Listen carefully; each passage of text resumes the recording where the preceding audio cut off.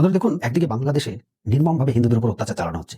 তারপর তাকে গাছের ডালে টাঙিয়ে জীবন্ত পুড়িয়ে মারা হচ্ছে। এটা বাংলাদেশে, এটা অলিগলিতে ঘটছে। আমরা দেখতে পাচ্ছি কিছু, যেগুলো নিয়ে কথা উঠছে, সেগুলো আমরা প্রতিবাদ করছি।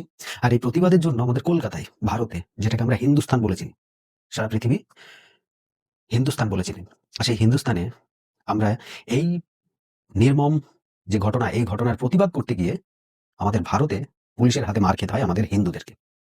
অন্য কোনো সম্প্রদায় মার খাবে না। আজকে যদি এই ঘটনা, একই ঘটনা যদি কলকাতাতে কোনো মুসলিম সম্প্রদায় র‍্যালি করতো বা বিক্ষোভ মিছিল করতো, তাহলে সেই জায়গায় একটা লাঠির বাড়িও পড়তো না। কিন্তু আমাদের হিন্দুদের কি হলো?